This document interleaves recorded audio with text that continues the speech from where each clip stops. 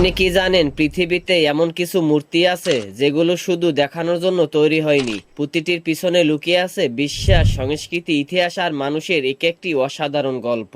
5 number তালিকায় রয়েছে উশিকু দাইবুৎসু, Japan. এর উচ্চতা প্রায় 100 মিটার। এই মূর্তির সামনে দাঁড়ালে মানুষকে এতটাই ছোট মনে হয় যে পুরো মূর্তিটা দেখতে মাথা উঁচু করতেই হয়। এটি অমিতাভ বুদ্ধের বিশাল প্রাকৃতিক এবং বৌদ্ধ বিশ্বাসের একটি গুরুত্বপূর্ণ নিদর্শন। 4 নাম্বার তালিকায় রয়েছে স্ট্যাচু অফ বিলিফ। এর উচ্চতা প্রায় 106 মিটার। এটি ভারতের রাজস্থানে দাঁড়িয়ে থাকা বিশাল ভগবান শিবের মূর্তি। পুরো প্রান্তরের উপর দাঁড়িয়ে আছে। এটি মূলত শিবের প্রতি ভক্তি ও বিশ্বাসের প্রতীক। 3 নাম্বার তালিকায় রয়েছে লাইকুন সেক্কিয়া, মিয়ানমার। এর উচ্চতা প্রায় 116 মিটার। মিয়ানমারের এই বিশাল বুদ্ধ মূর্তি বৌদ্ধ ধর্মের প্রতি শ্রদ্ধা ও ভক্তির প্রতীক হিসেবে নির্মিত হয়। 2 নাম্বার তালিকায় রয়েছে স্প্রিং টেম্পল, বৌদ্ধ, চীন। এর উচ্চতা প্রায় 128 মিটার। পাহাড় আর সবুজের মাঝে দাঁড়িয়ে থাকা এই বিশাল বৌদ্ধ মূর্তিকে দূর থেকে দেখলে মনে হয় যেন একজন বিশাল প্রহরী পুরো এলাকার উপর নজর রাখছেন। মূর্তিটি বুদ্ধের প্রতি শ্রদ্ধা ও বৌদ্ধ ধর্মের বিশ্বাসের প্রতীক হিসেবে নির্মাণ করা হয়।